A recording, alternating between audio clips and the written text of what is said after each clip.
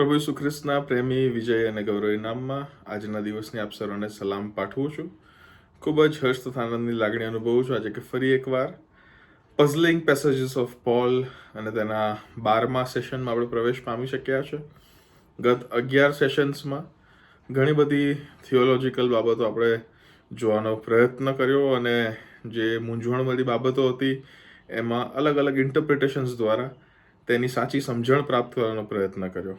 હવે આજથી જે થોડા ઘણા સેશન્સ આપણે જોવાના છે તે સેશન્સ ખૂબ જ અગત્યના છે અને પ્રવર્તમાન મંડળીને માટે, શિક્ષણને માટે, બોધને માટે એ ખૂબ જ જરૂરના છે. જે પાઠ અને જે વિષયો આપણે આજ પછી થોડા દિવસો માટે જોઈશું તે ઘણા બધા પ્રશ્નો આપણા મનમાં કદાચ વધારે પણ ઉત્પન્ન કરે એવું પણ બની શકે છે.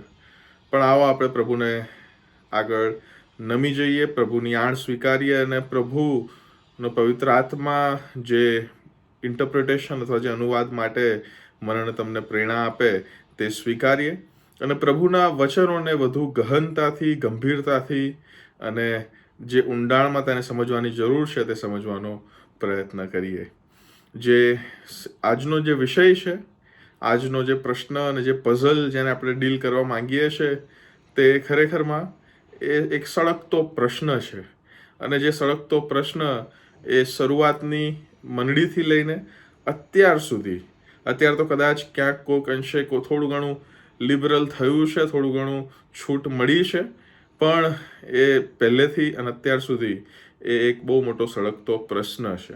અને આજનો જે પ્રશ્ન આપણે ડીલ કરવા માંગીએ છીએ તે 1 કોરિન્થી 14:34, 1 તિમોથી 2:11 અને 12માંથી છે. 1 કોરિન્થી 14 અને 34માં પ્રમાણે લખ્યું છે, સ્ત્રીઓએ મંડળીઓમાં છાના રહેવું, કેમ કે તેઓને બોલવાની પરવાનગી નથી, પણ તેઓએ આધીનતામાં રહેવું જોઈએ અને એમ નિયમશાસ્ત્ર પણ કહે છે. તે જ પ્રમાણે 1 તિમોથી 2:11 અને 12, સ્ત્રીએ સંપૂર્ણ આધીનતાથી છાની રહીને શીખવું, ઉપદેશ કરવાની કે પુરુષ પર અધિકાર ચલાવવાની હું સ્ત્રીને રજા આપતો નથી, પણ તેણે છાની રહેવું. અહીંયા આગળ જે અગત્યના મુદ્દાઓ મારાને તમારે સમજવા રહ્યા, જે શરૂઆતથી પુરુષ પ્રધાન એ સમાજની અંદર આપણે રહીએ છીએ. પ્રભુ ઈસુ ખ્રિસ્તનો સમય પણ એ પુરુષ પ્રધાન સમાજ હતો અને એ પુરુષ પ્રધાન સમાજની અંદર સ્ત્રીઓને શિક્ષણ નહોતું, સ્ત્રીઓને માન નહોતું, સ્ત્રીઓને સ્થાન નહોતું. પણ પ્રભુ ઈસુ ખ્રિસ્તની સેવામાં અને આજે આપણે જેમ જોઈશું પ્રેરિત પાઉલની પણ સેવામાં તે જે રીતનો સ્ત્રીને દરજ્જો આપે છે તેમાંથી આપણા માટે ઘણું બધું શીખવાનું છે. ઘણી બધી વાર આપણે આવી 2-3 કલમો જે છે એ કલમોને એના સંદર્ભમાંથી બહાર કાઢીને આપણે જનરલાઇઝ સ્ટેટમેન્ટ્સ આપતા હોઈએ છીએ. આપણે સ્ત્રીઓ જે રીતના પ્રભુનું વચન એ લાવે છે, લીડિંગ કરે છે, પ્રાર્થનામાં આગેવાની આપે છે, તેની આપણે વિરુદ્ધ બોલતા હોઈએ છીએ. આપણે ઘણી બધી વાર પ્રેરિત પાઉલને મિસોજિનિસ્ટ કહીએ છીએ. મિસોજિનિસ્ટ એટલે કે એક એવો પુરુષ કે જે સ્ત્રીની આગેવાનીને સાંકી લેતો નથી, એક એવો પુરુષ કે જે સ્ત્રીને પોતાના કરતાં નીચલી માને છે, પોતાના કરતાં ઇન્ફિરિયર માને છે. પણ પ્રેરિત પાઉલ આજે મને તમને સમજાવવા માંગે છે what he really tends to convey. આ 2 કલમો જે મેં વાંચી તમારી આગળ, એ દ્વારા પ્રેરિત પાઉલ આપણને શું સમજાવવા માંગે છે એ આપણે સમજીએ. તમે જો 1 કોરિન્થી 11:3-16 વાંચો તો ત્યાં ગાડી એક બહુ જ ગજબનું પ્રીસપોઝિશન કરવામાં આવ્યું છે. પ્રીસપોઝિશન એટલે કે એ પહેલેથી ધારી લેવામાં આવ્યું છે. શું ધારી લેવામાં આવ્યું છે? કે સ્ત્રીઓ એ પબ્લિક વર્શિપમાં અને પ્રાર્થનામાં ભાગ લેશે અને બોલશે, પ્રાર્થનામાં પણ આગેવાની આપશે. તમે 1 કોરિન્થી 11:3-16 વાંચી શકો છો. અને એટલા માટે જ 14 અને 34 જે આપણે હમણાં વાંચી કે સ્ત્રીઓએ બોલવાનું નહીં, છાના રહેવાનું, એને આપણે પહેલી વાત જે તમારી આગળ કહેવા માંગુ છું તે કે યુનિવર્સલી ન લેવી જોઈએ. એટલે કે એક જનરલાઇઝ સ્ટેટમેન્ટ તરીકે મારે ને તમારે ન લેવું જોઈએ. બીજી જે વાત છે તે એ છે કે પ્રેરિત પાઉલે જે 13 પત્રો લખ્યા એ 13 પત્રોમાં અડધા ડઝન એવી સ્ત્રીઓની વાત કરી છે પ્રેરિત પાઉલે પોતે, કે જેઓ એ મંડળીની અંદર, સમાજની અંદર આગેવાની લેતા હતા. તમે જુઓ તો તે સ્ત્રીઓ એ ટીચિંગમાં એટલે શિક્ષણમાં, બોધમાં, પ્રચારમાં આગેવાની, પ્રાર્થનામાં આગેવાની લેતા હતા અને બધી જ રીતના તેઓ આગળ પડતા હતા. આની અંદર આ વિષય તમારે જો જાણવું હોય તો તમે રોમનોને પત્ર 16:1 ફીબી નામની એ સ્ત્રી વિશે તમે જાણશો. એ જ પ્રમાણે યુઓદિયા અને સિન્તુકે, જે ફિલિપીઓને પત્ર તેનો 4 અધ્યાય 2 કલમમાં લખેલી છે. પ્રિસિલ્લા વિશે આપણે બહુ સારી રીતના જાણીએ છીએ. એક્વિલા અને પ્રિસિલ્લા એ હસબન્ડ અને વાઈફની એ જોડી હતી અને એમાં પ્રિસિલ્લા એ આગેવાની લેતી હતી. રોમનોને પત્ર 16 અધ્યાય 3 કલમ, 1 કોરિન્થી 16 અધ્યાય 19મી કલમ, 2 તિમોથી 4 અધ્યાય 19મી કલમ, પ્રેરિતોના કૃત્યો 18મો અધ્યાય 2, 18મી અને 26મી કલમ. એ જ પ્રમાણે રોમનોને પત્ર 16 અને 7માં જુનિયા વિશે પણ આપણે જાણીએ છીએ. અને પ્રેરિતોના કૃત્યો 16, 14 અને 40 એ 2 કલમોની અંદર એ લીડિયા વિશે પણ આપણે જાણીએ છીએ. એ એવી સ્ત્રીઓ છે જેનું વર્ણન પ્રેરિત પાઉલ પોતાના પત્રોમાં, અને લુક પ્રેરિત પાઉલના સાથીદાર તરીકે એ પ્રેરિતોના કૃત્યોની અંદર એ સ્ત્રીઓનું વર્ણન કરે છે. અને આ બધી સ્ત્રીઓમાં પ્રિસિલ્લા અને જુનિયા એ વિશે કંઈ ખાસ કહીએ તો અસ્તાને નહીં ગણાય. કારણ કે પ્રિસિલ્લા વિશે આપણે જાણીએ છીએ કે તે હસબન્ડ અને વાઈફની જોડીનો એક ભાગ હતી. એક્વિલા અને પ્રિસિલ્લા એ બંનેનું નામ હંમેશા આપણે સાથે વાંચીએ છીએ.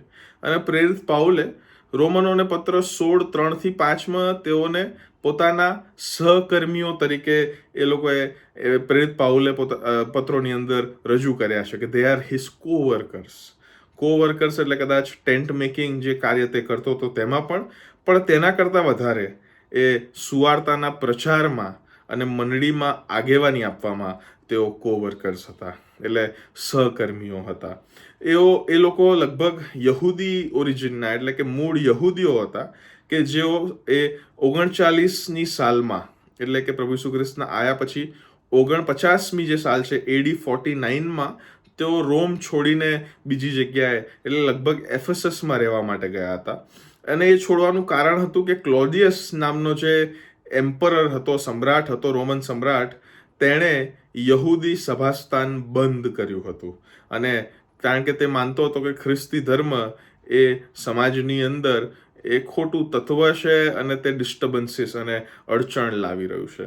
એટલા માટે તેણે સભાસ્થાન બંધ કર્યું. અને આવી જ રીતના જે યહૂદીમાંથી ખ્રિસ્તી થયેલા ઘણા બધા વિશ્વાસીઓ હતા તેઓએ 49મી સાલમાં એ રોમ એ શહેર છોડ્યું હતું.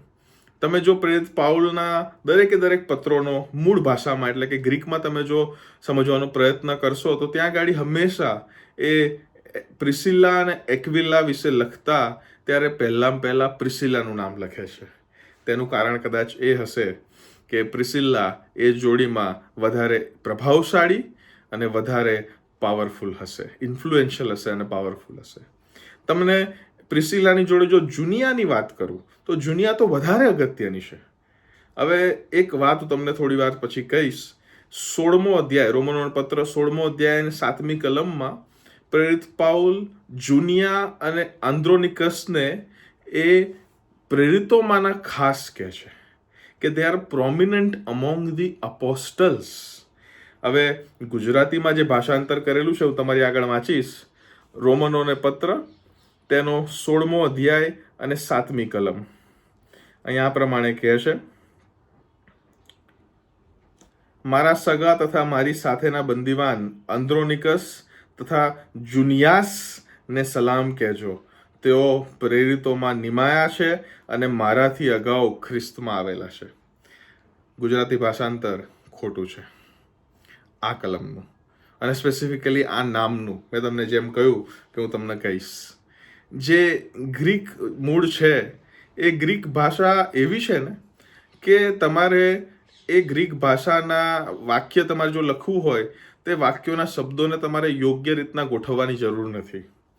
ધારો કે તમે જો ઇંગ્લિશ અથવા ગુજરાતી અથવા કોઈ બી ભાષા તમે બોલતા હોય અથવા વાંચતા હોય તો ત્યાં સૌથી પહેલાં સબ્જેક્ટ આવે, પછી વર્બ આવે અને પછી ઓબ્જેક્ટ આવે. સબ્જેક્ટ, વર્બ અને object. Cat ate the rat. Cat ate the rat. Cat એ સબ્જેક્ટ છે, એટ એટલે ખાવું ક્રિયાપદ છે, અને ધ રેટ એટલે એ ઓબ્જેક્ટ છે જેની ઉપર એ ક્રિયા થાય છે. Cat ate the rat. હવે ધારો કે હું રેટ એટ ધ કેટ લખું અથવા એટ રેટ કેટ અથવા એટ કેટ રેટ લખું તો એ શબ્દનો કોઈ મતલબ રહેતો નથી. પણ ગ્રીક ભાષા એવી નથી. ગ્રીક ભાષાની અંદર દરેકે દરેક શબ્દો જે છે તે પોતાની જાતમાં જ એવા એન્ડિંગ્સ સાથે આવે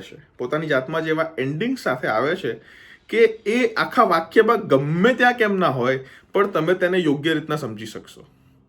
આખા વાક્યમાં ગમે ત્યાં કેમ ના હોય પણ એ એન્ડિંગ જે છે, એ શબ્દનું એન્ડિંગ, એના દ્વારા તમે તેને આઈડેન્ટિફાય કરી શકશો.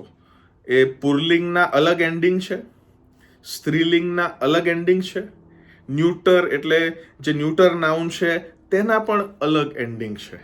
એની સાથે સાથે એ બીજા પ્લુરલ અને સિંગ્યુલરના પણ અલગ અલગ એન્ડિંગ છે.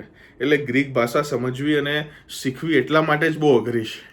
અને ઘણા બધા આપણે સ્કીપ એટલા માટે જ કરીએ છીએ કારણ કે એ સમજવું બહુ અઘરું છે. હવે જે ગ્રીક શબ્દ, ગ્રીક નામ અહીંયા લખેલું છે તે જુનિયા છે. જુનિયા.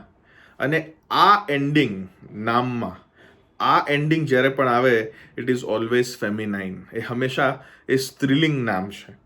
પણ મેં તમને શરૂઆતમાં જ કહ્યું, પુરુષ પ્રધાન સમાજ, પુરુષ પ્રધાન લોકો, અને તેઓએ જુનિયાસ કરી નાખ્યું. અહીંયા આગળ આપણે ગુજરાતી બાઇબલમાં પણ જુનિયાસ વાંચ્યું, right? But that is not appropriate. તે સાચું નથી. ખરેખરમાં ત્યાં જુનિયા નામ લખેલું છે કે જે એક સ્ત્રીનું નામ છે, અને જ્યાં પ્રેરિત પાઉલ તેને પ્રેરિત તરીકે કહે છે. હી કોલ્સ હર એન ફિમેલ અપોસ્ટલ. એ કેટલો મોટો દરજ્જો છે મારા વાલાઓ. અને એનાથી વિશેષ દરજ્જો પ્રેરિત પાઉલ જે તેઓને આપે છે તે એ છે કે અને તેઓ મારાથી અગાઉ ખ્રિસ્તમાં આવેલા છે. they are senior to me in Christ. મારા વાલાઓ, જુનિયા વિશે હું તમને જો કહું તો she was a very prominent lady. બહુ અગત્યની, બહુ જ મહત્વપૂર્ણ એ સ્ત્રી હતી કે જેને પ્રેરિત કહેવામાં આવે છે. હવે પ્રેરિત 12+ એ પ્રેરિત પાઉલ, પણ એની સાથે સાથે અપોસ્ટોલોસ, પ્રેરિત, જેના માટે જે શબ્દ આપણે વાંચીએ છીએ એને બીજા શબ્દોમાં મેસેન્જર પણ કહેવાય છે. અને માટે એ કયા સંદર્ભમાં જુનિયાને અપોસ્ટલ કહે છે અથવા પ્રેરિત કહે છે તે આપણે પછી સમજીશું. અત્યારે એ સમય નથી. પણ જે તમને કહેવા માંગુ છું તે એ છે કે પ્રિસિલ્લા અને જુનિયા તે બંને પ્રેરિત પાઉલના હૃદયમાં બહુ અગત્યનું, મંડળીની અંદર આગેવાનીનું સ્થાન ધરાવે છે. પ્રેરિત પાઉલને મેં તમને કહ્યું કે ઘણા બધા લોકો મિસોજિનિસ્ટ કહેતા હતા, એટલે કે સ્ત્રીને પોતાની કરતા નીચલી કક્ષાનો ગણનાર પુરુષ જે હોય એને એ ગણતા હતા. પણ મારા વાલાઓ, ઘણા બધા એ વિદ્વાનોએ એ આખા વ્યૂને નકાર્યો છે. કારણ કે તમે જે રીતના તમે જુઓ, ફીબી કે જે એક ડીકન હતી એક ચર્ચની અંદર, કેન્ચરે નામના ચર્ચની અંદર જે ડીકન હતી, તેના વિશે કેટલા સારા શબ્દો પ્રેરિત પાઉલ લખે છે. એ જ પ્રમાણે પ્રિસિલ્લા વિશે આપણે જાણીએ છીએ કે પ્રિસિલ્લા અને એક્વિલાએ ઘણી બધી વાર પોતાના જીવના જોખમે પાઉલને બચાવ્યો છે અઘરી પરિસ્થિતિઓમાં. જો પ્રેરિત પાઉલ ખરેખર આવો મિસોજિનિસ્ટ હોત, ખરેખર સ્ત્રીઓને એ પોતાના પગની એડી તળે દબાવનારો વ્યક્તિ હોત, તો પ્રિસિલ્લાએ કદાચ આવા બોલ્ડ સ્ટેપ પ્રેરિત પાઉલ માટે ન લીધા હોત. પ્રેરિત પાઉલ મારા અને તમારી આગળ ઘણા બધા એ બાઇબલ વાંચનો દ્વારા એ આપણને બતાવવા માંગે છે કે પુરુષ અને સ્ત્રી બંને સરખા છે મારા વાલાઓ. તમે ગલાતીઓને પત્ર તેનો 3 અધ્યાય અને 28મી કલમ જો જુઓ. ગલાતીઓને પ્રેરિત પાઉલનો લખેલો પત્ર 3 અધ્યાય અને 28મી કલમમાં પ્રેરિત પાઉલ આપણને કહે છે કે માટે હવે યહૂદી કે ગ્રીક કોઈ નથી, દાસ કે સ્વતંત્ર કોઈ નથી, પુરુષ કે સ્ત્રી કોઈ નથી, કેમ કે તમે બધા ખ્રિસ્તમાં એક છો. કોઈ પુરુષ કે કોઈ સ્ત્રી નથી. એટલે અહીંયા ગાડી એ પુરુષ અને સ્ત્રીના બાયોલોજિકલ સિગ્નિફિકન્સને નેગેટ નથી કરવામાં આવે. તમે સમજજો, એ બાયોલોજિકલીની વાત નથી, પણ આ સોશિયલ સ્ટેટસની વાત છે. કારણ કે ગ્રીક અને યહૂદી વચ્ચે પણ એક સોશિયલ સ્ટિગ્મા હતો, દાસ અને સ્વતંત્ર વચ્ચે પણ એક સોશિયલ સ્ટિગ્મા હતો. એ જ રીતના પુરુષ અને સ્ત્રી વચ્ચે પણ એક સોશિયલ સ્ટિગ્મા હતો, કે જેને પ્રેરિત પાઉલ દૂર કરતા કહે છે કે તમે બધા ખ્રિસ્તમાં એક છો.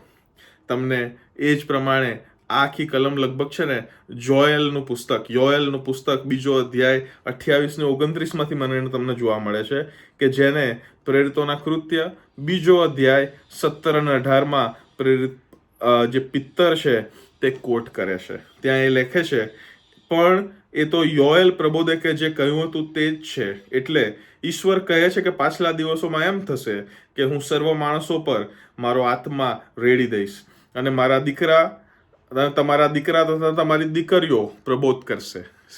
દીકરા અને દીકરીઓ ઇક્વલ સ્ટેટસમાં છે.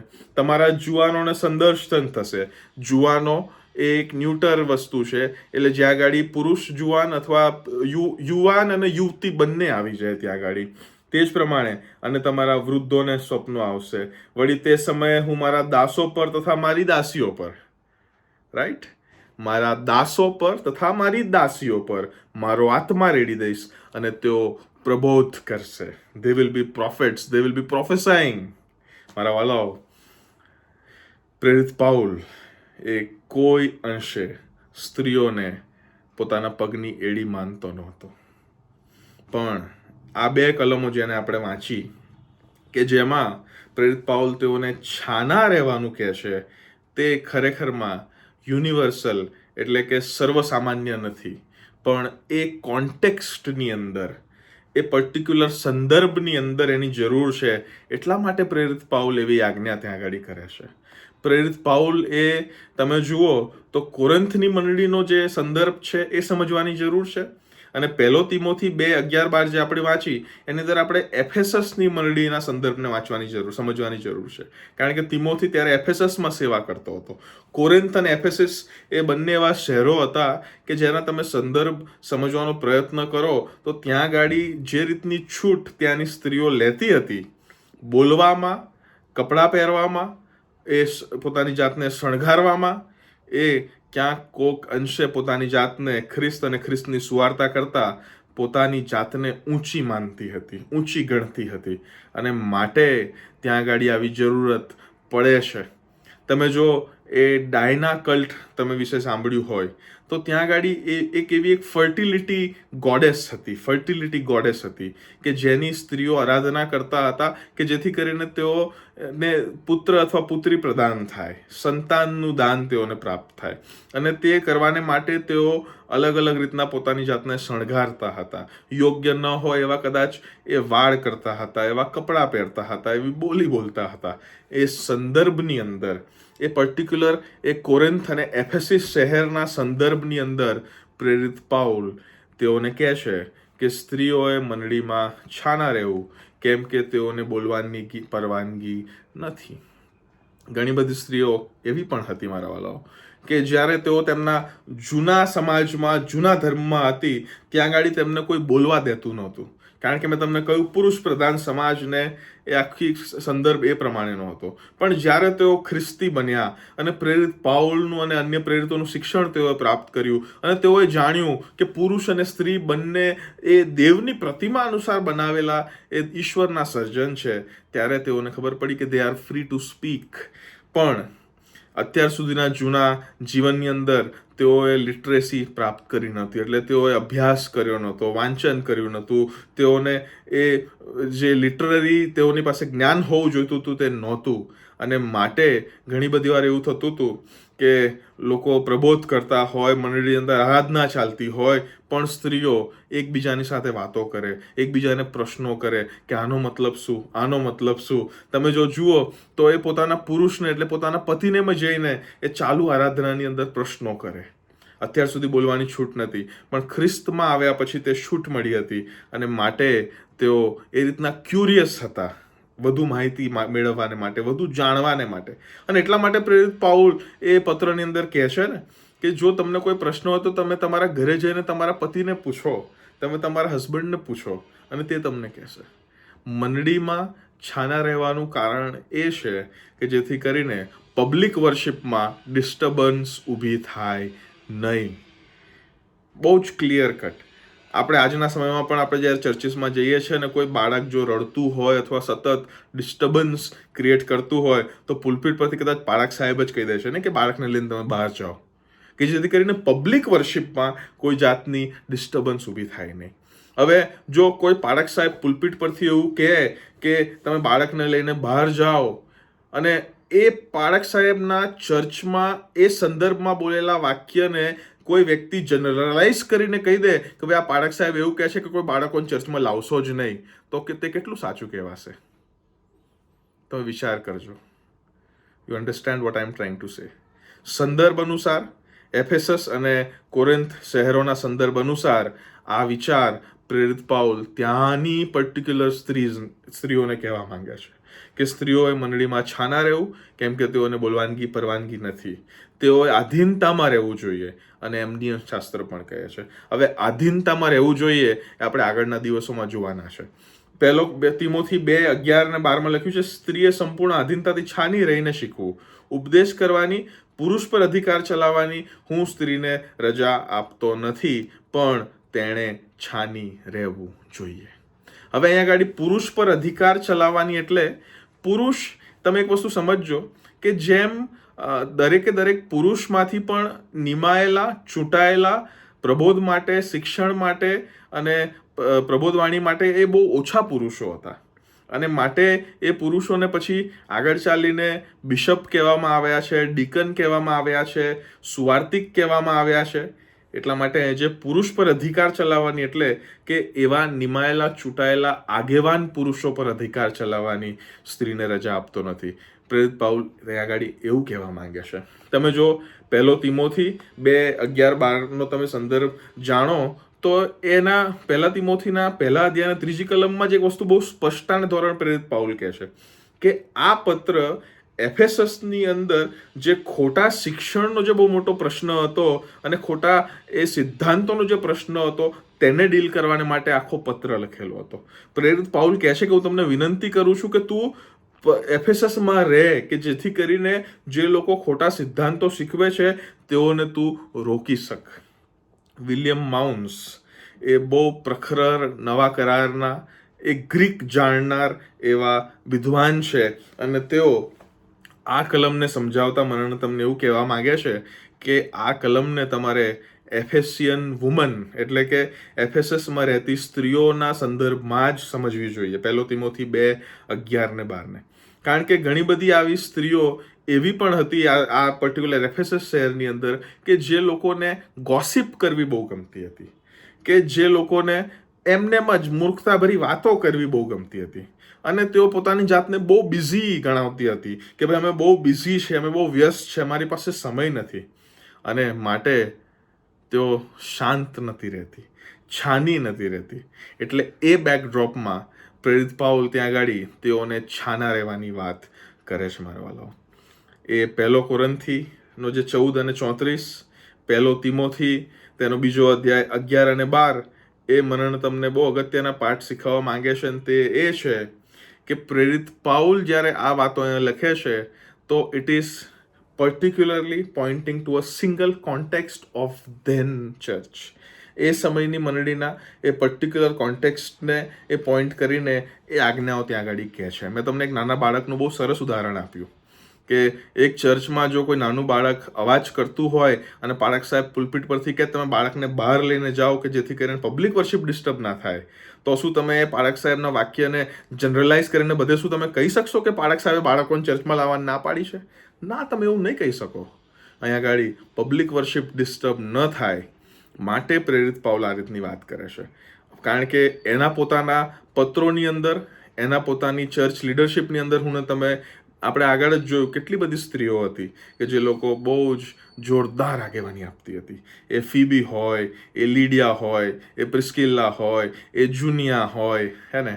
પ્રભુ એ સ્ત્રીઓને યોગ્ય માન અને સ્થાન આપ્યું છે અને એ સ્થાન અને માન આપવાની જવાબદારી એ પ્રભુએ એની મંડળીને આપી છે. મારા વાલાઓ, લેટ અસ બી રિમાઇન્ડેડ કે પુરુષ હોય કે સ્ત્રી હોય, આપણને બંનેને પ્રભુએ એમની પ્રતિમા અનુસાર બનાવ્યા છે, અને કેમ કે પ્રભુએ આપણને એમની પ્રતિમા અનુસાર બનાવ્યા છે, માટે એ તારણના, એ ઉદ્ધારના, એ સુવાર્તા પ્રચારના, એ આગેવાનીના, એ મંડળીના હું ને તમે એટલા જ સરખા ભાગ છીએ.